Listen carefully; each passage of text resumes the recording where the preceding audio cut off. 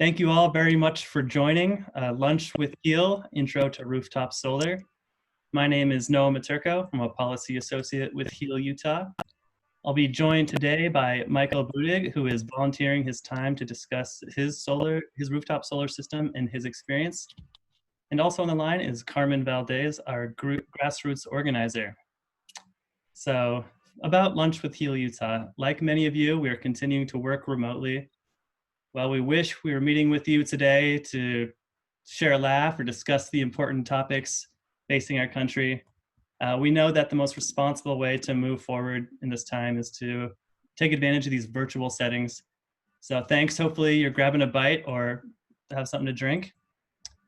Heel will continue to use our virtual platform and the Lunch with Heel series to keep you up to date on the important issues we're working on, and that includes a couple more in the Rooftop Solar series. So to jump into the agenda, today we are talking about rooftop solar in Utah, why it's important, how it works, and what the future for solar looks like here in Utah. Just so you know, we'll be recording this presentation and making it available on our social media and other platforms. So if you missed something or would you like to spread the word to others who may have or may be interested in learning more about solar, you can do so. So you can look for those links on our social media accounts and on our website. So on the agenda today, we'll just do a quick background on Heel, make sure everybody kind of knows why we're working on this, more about us. And then we'll jump into just the basics of rooftop solar. We'll keep things fairly high level today. I'm sure many of you will have questions and want to get into specifics, and that sounds great too. We'll save some time at the end for a few minutes of questions and answers, so you can submit those down at the bottom in the chat area, and we'll hold on to those for you. Let's see, and yeah, so I'll go through the basics of solar. We'll have Michael talk about his experience, and we'll go through what's next. So for those who may not be familiar with Heel, Utah, we're an environmental policy nonprofit. We work on air quality, energy and climate, and radioactive waste. We try to work through smart policy and strong grassroots organizing. We're a donor-supported organization, and we're proud to currently have about 16,000 supporters across the state. Our policy work takes place mostly through the legislative and regulatory routes at the state and local level. This work is strongly supported by our grassroots efforts, which seeks to educate and activate all Utahns who are able from all walks of life.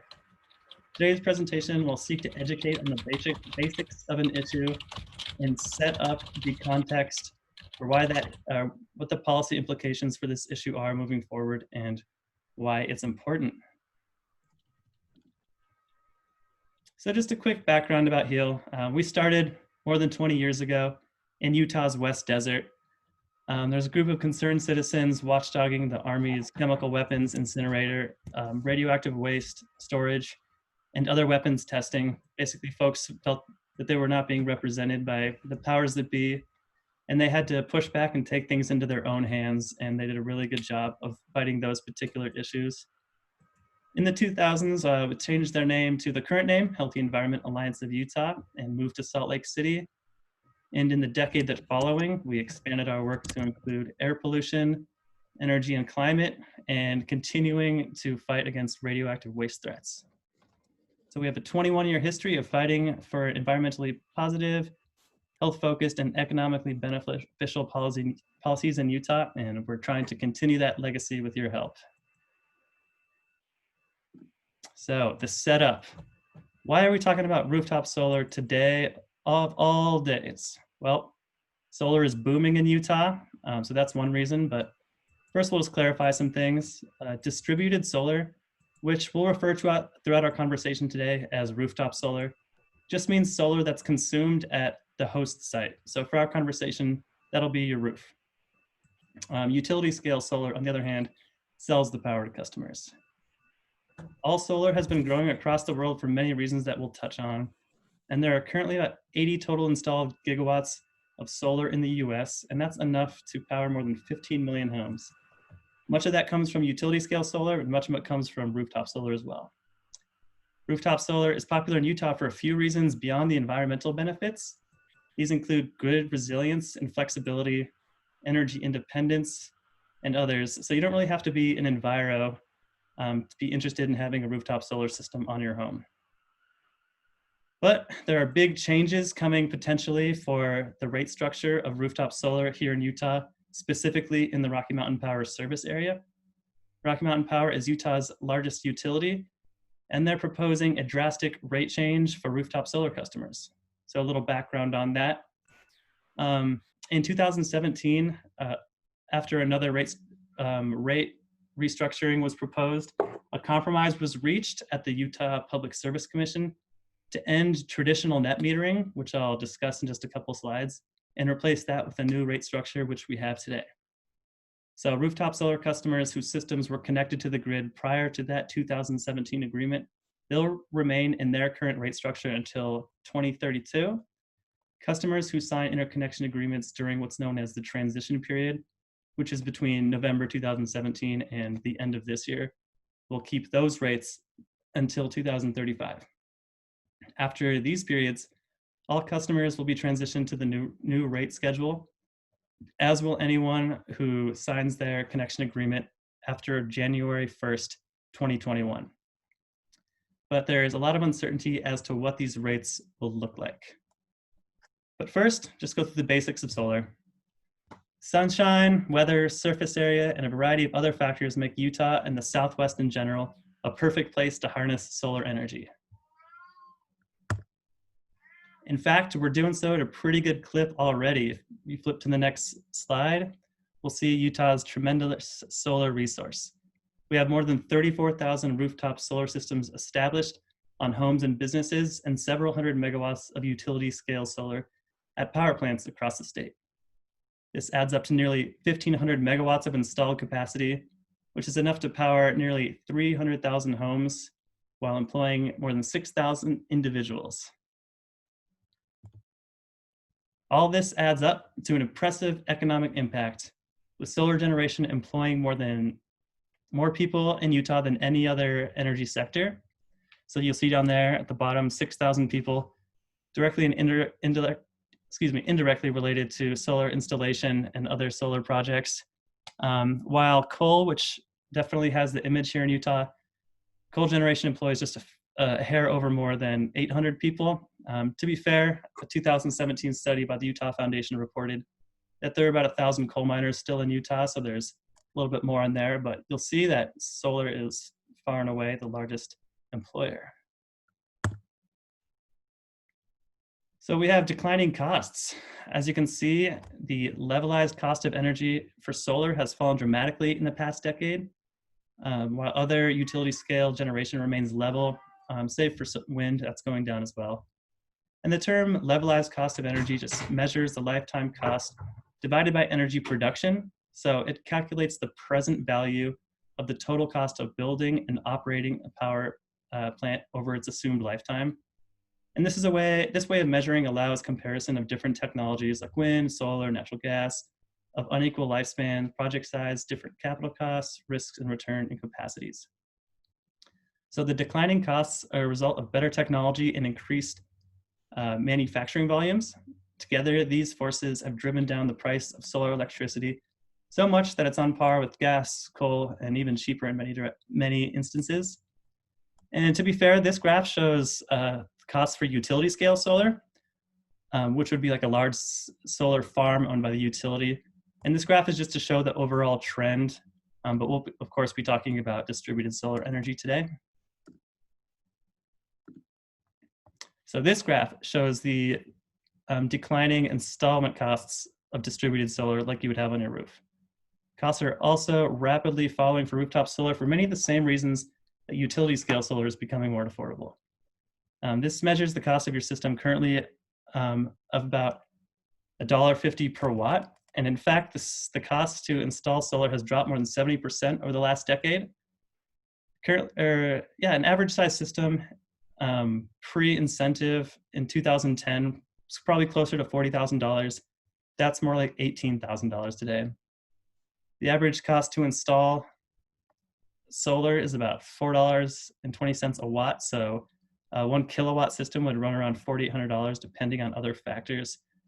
And a typical home can fit anywhere between a 3 and 6 kilowatt system.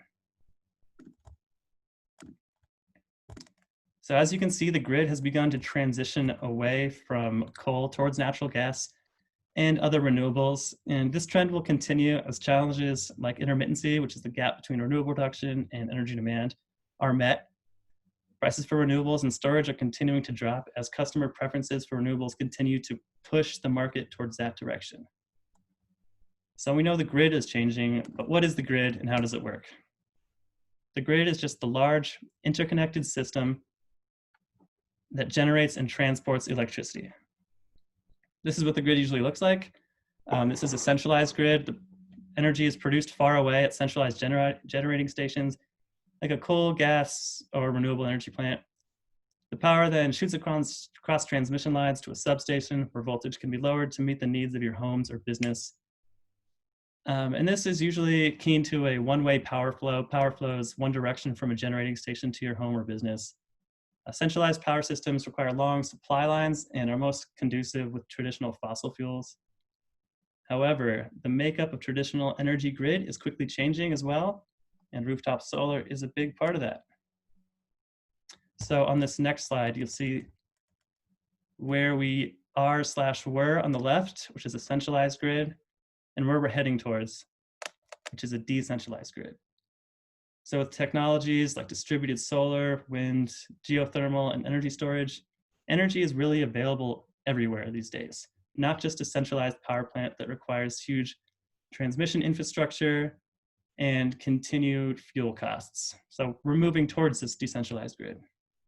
The decentralized grid has many benefits: less transmission loss when electricity is transported across great distances, when it's not transported rather. A decentralized system is more naturally resilient and reduces the impact of damage to the electricity grid from events like earthquakes. The future of the grid will likely include a broader mix of wind, solar, and storage, in addition to these traditional energy generation sources. A decentralized energy system will allow these technologies to develop and grow in unique ways on their own, and rooftop solar is a key part of this. So really, a decentralized system adds up to cost benefits for ratepayers, resilience and flexibility benefits for the grid and utilities, and environmental benefits for all of us. So how does rooftop solar play into this? So here's a great little diagram that we've used for a while, just to display how rooftop solar works and the four main components of that. So you can think of a rooftop solar system as a little generating station on top of your roof. During the sunny times of the day and year, it produces power that you consume on site, and then you push the excess to your neighbor's house. A solar module or panel is made up of cells. About 60 cells make up a panel, and a series of panels equals your solar array. So for example, an average size system, every system is different, and we'll talk about that in a little bit. But that could be about 350 square feet in all, and that would be capable of generating 6 or so kilowatts of energy. And like I said, this will depend on the size of your roof, the angle, and other factors specific to your home. So it's produced on the roof. You go back real quick. In the form of DC direct current energy created by the photovoltaic cells. And then it goes to the inverter, converts that energy to alternating current energy. And alternating current is what most homes and appliances will use. Your home will use that energy behind the meter, and then whatever is excess will be pushed out to the grid, so to your neighbor's house. And if your system is connected to the grid, which by and large most will be, you'll also have a power meter, which will measure the amount of power used from the grid and how much you push back out. So we can go to the next slide. And it's a similar diagram, but for this purpose, we'll be talking about net metering. So what is net metering? Net metering is what makes rooftop solar economic without a battery system. It allows solar owners to receive credit for electricity sent back out to the grid. So you receive electricity from the grid as you normally would, and you're billed for the difference in kilowatt hours of energy pulled or pushed out from the grid. And this is measured at the bidirectional meter on your home. So with net metering, the energy you push to the grid is valued at full market rate, which would make those credits you have with the utility worth 1-to-1 with the power you consume from the grid. So they offset equally. Those credits roll forward month to month, making for very low power bills. You would still have minimum monthly charges, and those would become between you and the utility. But Utah is actually one of the few states in the West to move away from net metering to what's called net billing. So those same principles apply with net billing, with one main difference. The primary difference between net billing and net metering being that there are different rates used to value the excess energy fed into the grid and energy received from the grid under net billing. So instead of the utility crediting you for the retail rate, which is currently upwards of 11 cents per kilowatt hour, they would credit you at a lower rate. So if you're in the Rocky Mountain Power Service area, that compensation rate is currently at 9.2 cents per kilowatt hour.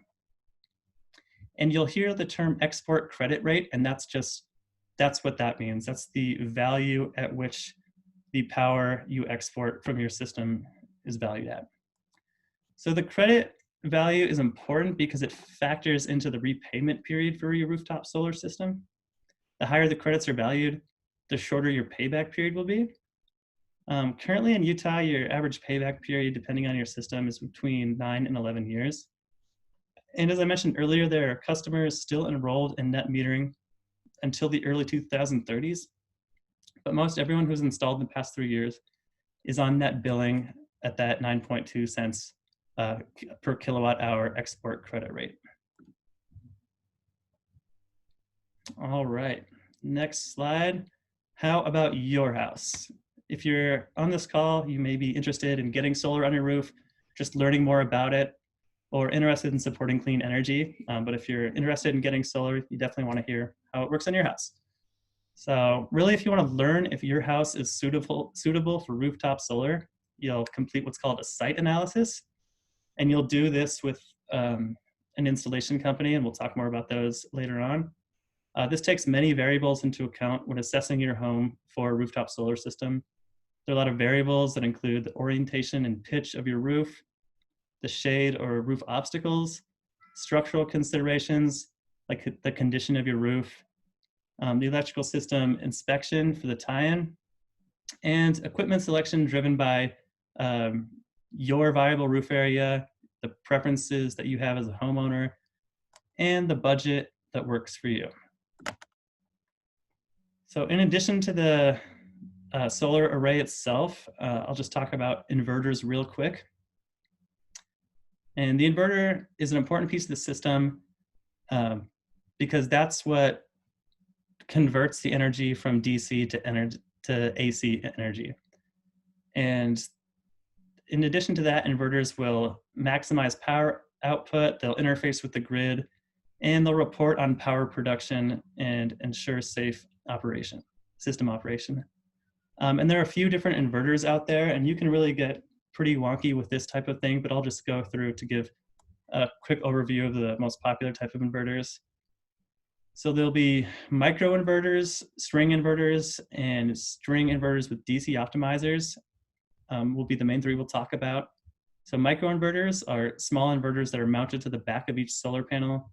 The advantages of this type of system are better management of shading losses and individual panel monitoring. String inverters, those manage many solar panels that are grouped together in strings. The strings are solar panels that are electrically connected together in a series. String inverters are economical and reliable, but may not produce as much energy in the instance of severe shading. DC optimizers and string inverters. In the instance of shading, a hybrid DC optimizer and string inverter solution is another option. DC optimizers are small devices that manage 1 or 2 solar panels at a time and help them produce the most energy they can without impacting neighboring solar panels in that string. So without optimizers, the voltage on the entire string is compromised when one panel in the string is shaded, but optimizers limit the shading loss to only the impacted panel. There are central inverters, but that's when you get to 5 megawatts or above, and that's generally what you would consider a utility scale system at that point. so we won't worry about that too much for our roofs. So when exploring what type of system you may want to put on your roof, make sure you have conversations about incorporating inverter as well and discuss that with your installer. So I'll just go through a quick couple of examples of projected solar production and cost quote given to our executive director, Scott Williams. So this is a great image that chronicles his past energy consumption, the estimated power generation of his specific system, and the net difference throughout the year. So you can see, of course, that's based on sunniness, different time of the year, and other variables like that, in addition to when you would consume the most power, and it shows that net difference. And we can refer back to these if we need to. This next slide is a net billing quote example taking into account power generation of this specific system in addition to the connection fees and other existing taxes and fees. Let's see. So actually you can go back real quick. So you can see the estimated cost per month with the connection fees, the electricity charge, and all of this takes into account the previous slide that we saw that incorporates generation, the net difference, and consumption. So we can reference these if we need to. But I want to let Michael Budig introduce himself. He's our volunteer today. He's been kind enough to volunteer his time and experience to help us make sure that his experience can be used to bring you a different perspective and answer questions that the above slides may have missed. So with that, I will let you take it away, Michael. Hi, my name is Michael Budig. I live on the west side of Salt Lake, and we had our first solar installation done here in October of 2010. At that time, we had 16 panels, which was a 3.6 kilowatt system installed. Since then, we've made 2 additions in 2014 and 2017, and so we now have 44 panels in a system of about 9.6 kilowatts. Our system now produces about 16,000 kilowatt hours per year, which is about 2,000 kilowatts more than we need for our household, which includes 5 adults and is basically all electric except for the gas heating backup system and our stove. And we also have a gas fireplace, which is used only a few times in winter, mostly for ambiance. When we did our original installation, we got a 30% federal solar tax credit, which allowed us to deduct that amount from our federal income taxes. And eligibility for the federal tax, it continued at a 30% rate through 2019, but starting this year, they're reducing that amount and gradually phasing it out. So it's actually 26% tax credit for installations done this year, and that will drop to 22% next year, and then to 10% in 2022, and it will end after 2022. There's also a state tax credit of $2,000, or at least that's what it was when we did our first install.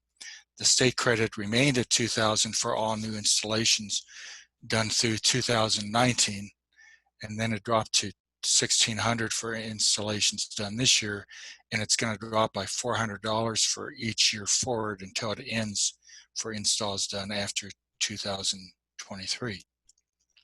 In addition to the tax credits, customers of Rocky Mountain Power who completed their installs before November 2017 receive offset credits for their kilowatt hours produced. So when the sun is shining, our system is often producing more power than we're using. And the system has a meter which keeps track of the excess power produced and allows us to offset these credits against the power that we consume at night, or at times when we're producing little or no power, or when we're producing less power than we're actually using. The excess credits are displayed on the monthly power bill and are rolled over to the following month. Rocky Mountain Power tracks the solar credits on an annual basis, rolling from April of each year through March of the following year. And at the end of March, any excess credits are given back to the power company, which is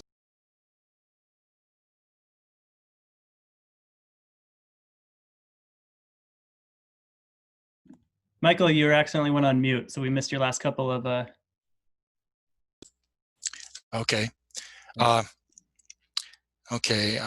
So at the end of March, any excess credits are given to the power company, which are supposed to be available somehow to low-income customers. And this year we ended up with about 2,000 kilowatts extra credits, and this was worth about $200, which we basically gave back to Rocky Mountain Power. On a yearly basis, we find that our system produces the most power in the spring and the fall, in the seasons between needing to use the furnace and the air conditioning. We tend to draw down on our credits, some in the summer when the air conditioner peak use is in July and August, and again in winter when this furnace is more active from November through February. On a daily basis, in the peak of summer, our system starts producing anywhere from about 6 a.m. and continues through about 9 p.m. And then in the shortest days of winter, it goes from about 9 a.m. to about 4 p.m. And if we have snow on the panels, we get 0 credit on those days, 0 production.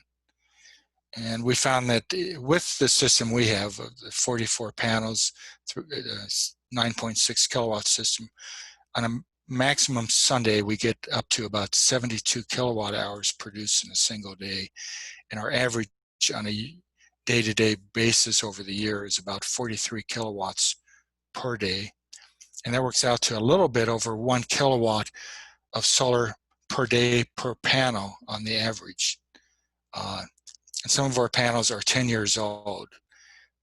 Newer panels should be better as they become more efficient in recent years.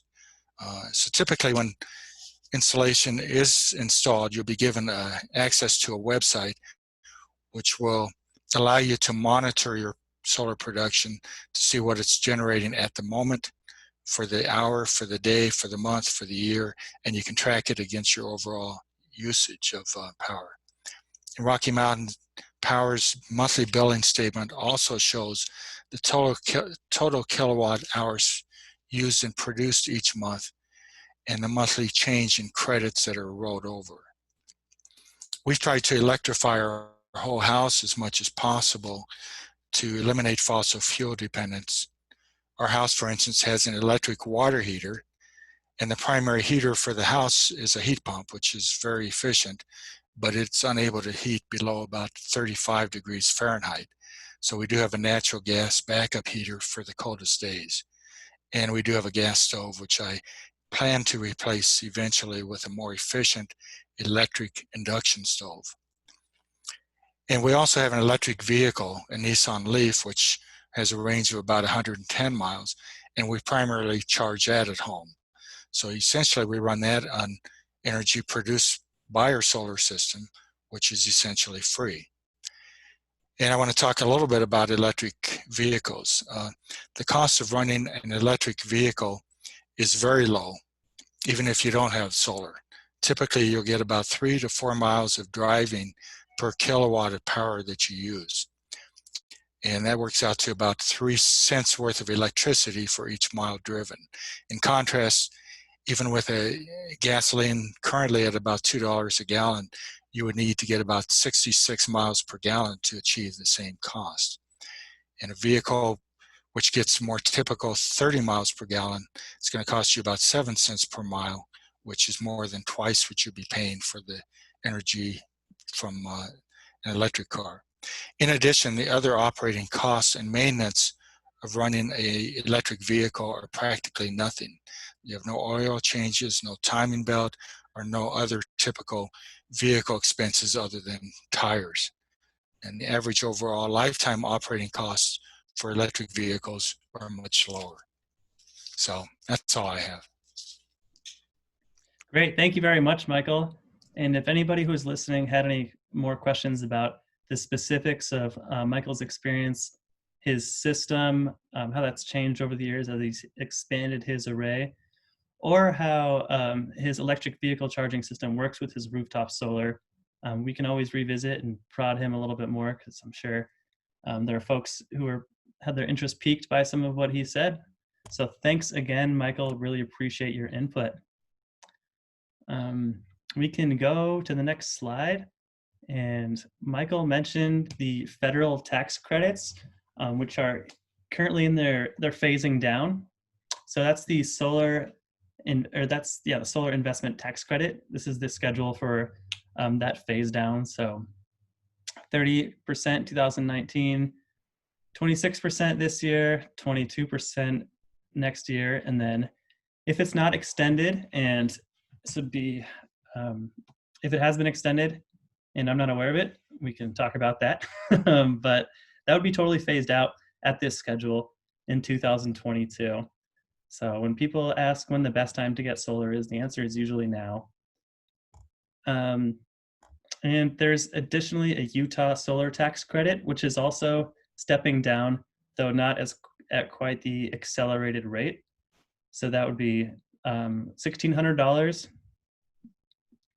throughout the end of this year, $1,200 through the end of 2021, $800 through 2022, and stepping down to its final at $400 in 2023. And to get those rebates, you would need to fill out some forms with the state government and with the federal government, and your installer should be able to help you do that. But there are also a lot of resources online to help navigate that as well.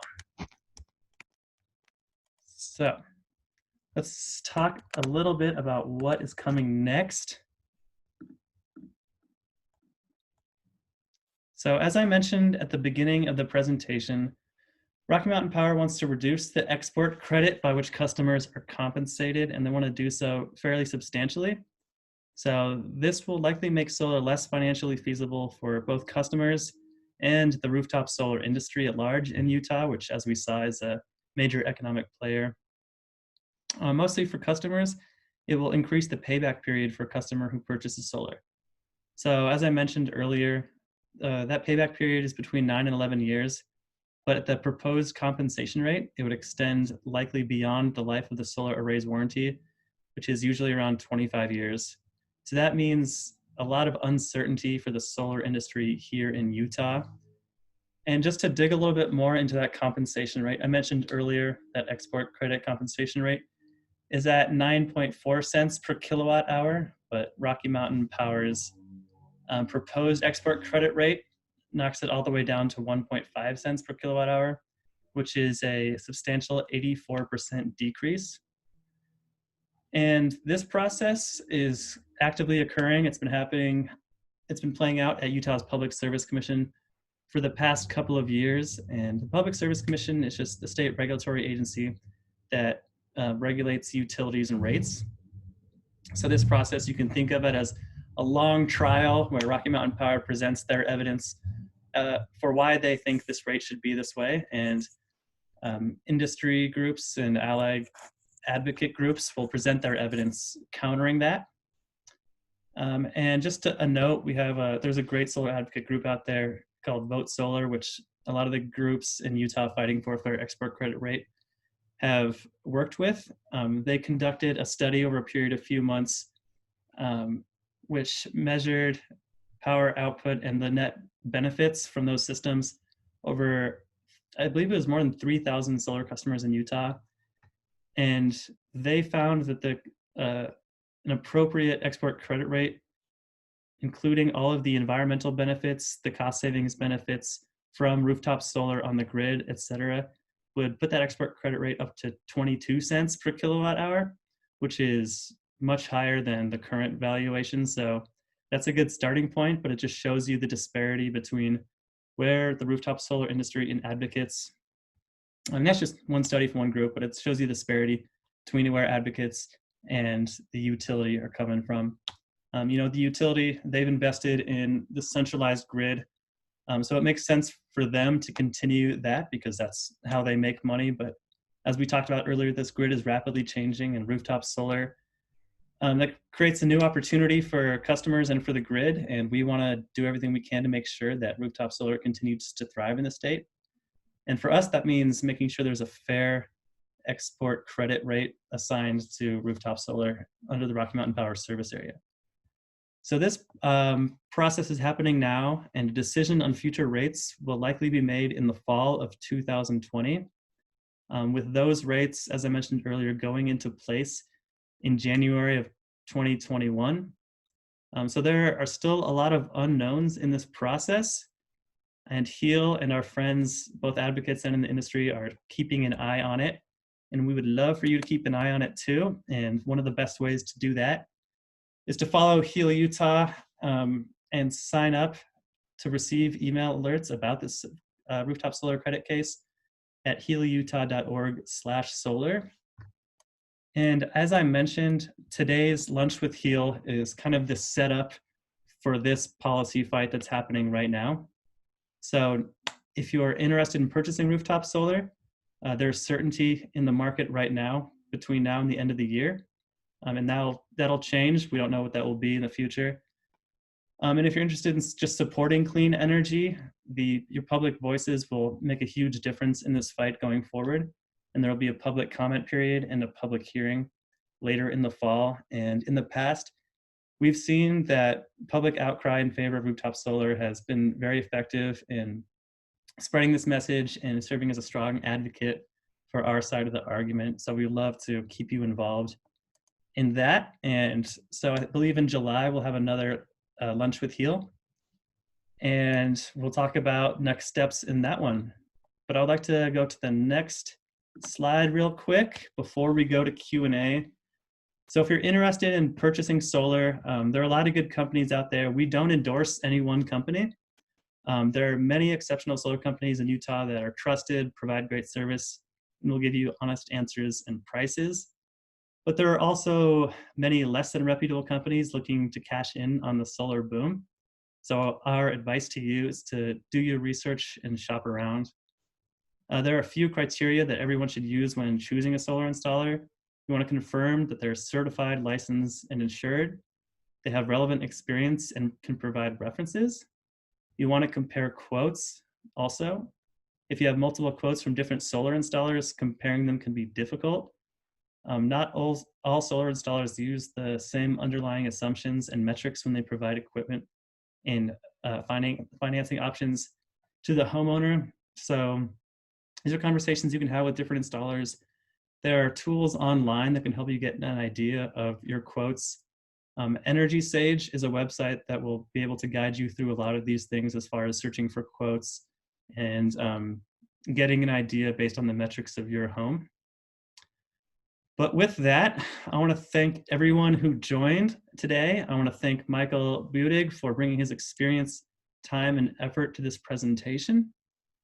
And then we can spend the next 10 or 15 minutes answering questions, if that sounds good to you all.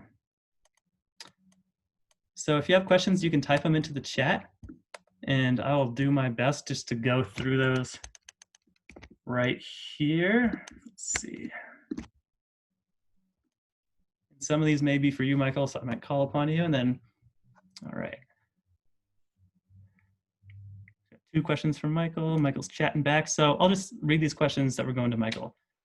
So Gene asks, when Michael expanded his array, did his initial net metering agreement change? And Michael said no, but it was done prior to that transition period agreement in 2017. So any install after that date is subject to reduced credits. All right, next one. Paul had 2 questions for Michael. Did you ever buy panels in order to get enough power for your home or to intentionally sell power back to Rocky Mountain Power? And the second one of those is, let's see, do the panels produce power with anything less than full sunlight striking them? Michael answered, yes, a little bit. He has 44 panels, and about 40 would have given them total offset. We wanted to make sure they had all he needed installed before that transition period. And during that period, that was a good move. We were, with the uncertainty, we were encouraging people to install if they could before that November 2017 transition period began, and we're kind of encouraging people to do the same right now since there is uncertainty going forward. Let's see, and Jean asked, would you please review what you're anticipating will happen with the export credit rates this year, and will this be applicable only to post-17 installs?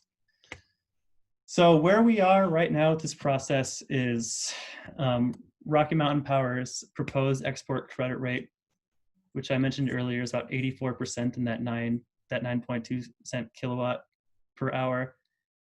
So if there is no agreement reached between the solar industry and Rocky Mountain Power, then the 3-member commission of the Public Service Commission will make a ruling on either accepting that or deciding another avenue.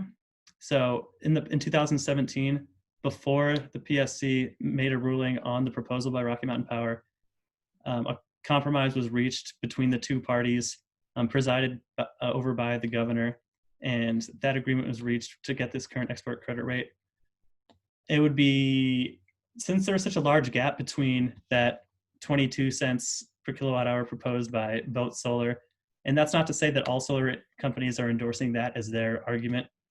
Since there's such a large gap between that and Rocky Mountain Power's proposal, ideally there'd be a compromise that would allow for a few different principles to go into place. One of those principles would be gradualism, and that just means that there would be a gradual implementation of new rates over a period of time to allow for certainty for both the industry and for rooftop solar customers, so as not to shock the system too much. Too much of a shock to the system could completely crater the industry here in Utah. An example we reference is what happened in Nevada in 2015 and 16. NV Energy, which has the same parent company as our Rocky Mountain Power, they proposed to do away with net metering and impose a couple of other fees that I can't remember off the top of my head. But the feared result was similar to the feared result that we get in these cases, and the Service Commission over there completely sided with NV Energy, and solar installations over the next couple of quarters completely cratered. Large companies left the state, and it's basically a disaster, so much so that legislation was passed to reverse that order, and the Public Service Commission over there was replaced. So that was a long way of saying, Gene, we don't know what's going to happen exactly, how this is going to work out. We have ways that we would hope it would work out, and public participation is key to getting that.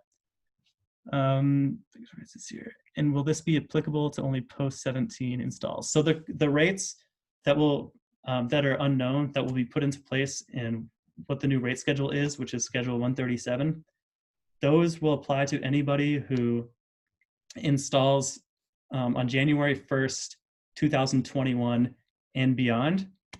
So if you get yours installed before the end of this year, you will be in the transition period program, which is that export credit rate of 9.2 cents per kilowatt hour. Let's see. I hope that answers your question. So I can go through a couple of other just frequently asked questions that we have when people are considering getting solar. So just to boil down the financial benefits, when you install solar energy on your property, you save money on your electricity bill, you protect yourself against rising electricity rates in the future. How much you save depends on the utility rates that we've been talking about, and that's why that certainty is important in the policies in the area. But going solar is a smart investment regardless of where you live. And the environmental benefits, which are really important to us, solar power, like other renewable energies, has many environmental and health benefits. So going solar, of course, reduces greenhouse gas emissions, which contribute to climate change, and also puts in fewer air pollutants like sulfur dioxide, particulate matters, and a lot of these heavy pollutions that come in southern Utah from the Hunter and Huntington and other power plants. So there's both cost and environmental benefits. And to be fair to the utility has pledged to invest a large amount of utility scale solar in their most recent IRP. So that's their long range action plan.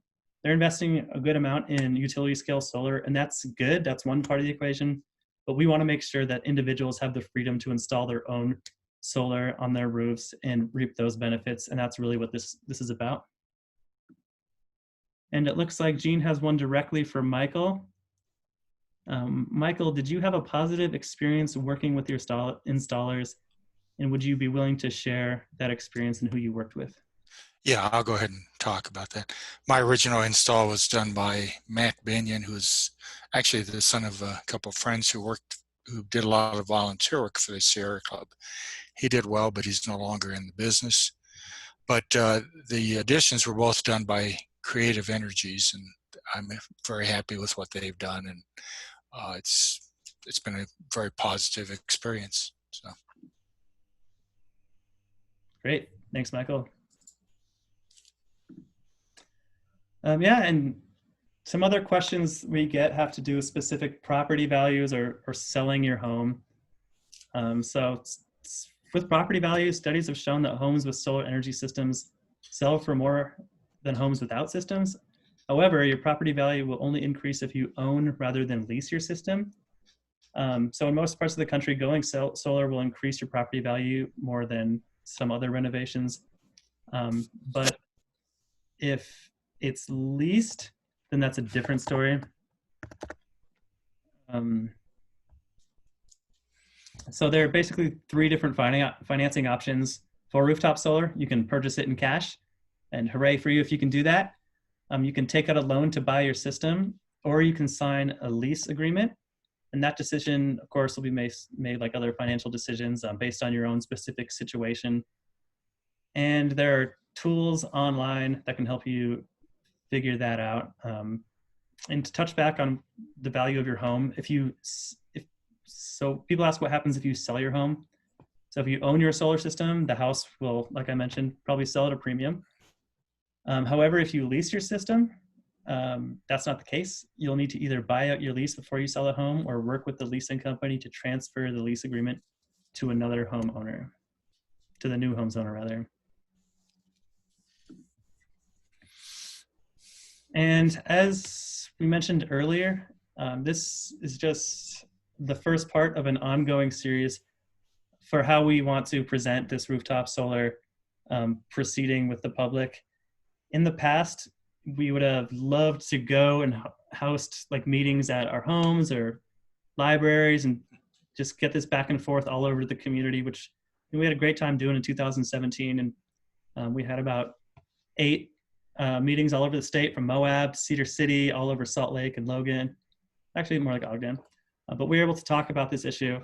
And right now, because of the COVID pandemic, we're doing this virtually, which is, there's challenges. I think a lot of people, if you're lucky enough to still be in work, working remote has its own challenges. But I think, despite everything that's going on, we need to keep an eye on these very important issues. And you can rest assured that even if you're feeling overwhelmed by the state of the world, which is fair, Heal will keep working on these, and you can always reach out to us if you had other individual questions that we weren't able to answer today, or if you'd like to learn more. But in the meantime, it looks like there's another question for Michael. Michael, did you have to cut down trees to open areas for your panels? No, my roofs, I actually have an outside garage where I put the most recent panels. And I do have trees growing up there now, which I'm going to have to trim, but really not that much of a problem if you have some trees right in the way, if they're deciduous trees, because you're going to have the sun almost directly overhead during the summer. And during the winter, unless they're evergreens, you're going to have the sun going through the trees when they don't have any leaves on them. So I haven't had a problem with that, but that could be a limitation for some people. Great, thank you, Michael. Well, with a few minutes to spare, unless there are any other questions, I want to thank everyone for joining. Again, really appreciate it. We'll be posting this on our social media platforms and our website. So you can share it with other folks who were hoping to make it but weren't able to. And then make sure that you sign up at healutah.org/solar to get updates. And there are a handful of other great groups in the solar industry that are wanting to answer your questions and help you go that direction. So feel free to reach out to them too. If you have specific questions, you can reach out to myself, Carmen, or Michael, and our emails are there. So thank you all very much. Stay safe out there. Thank you, Michael. Thank you, very much, Carmen. Paul. All right. Well, Thank with you. that, My pleasure. Thanks. Bye.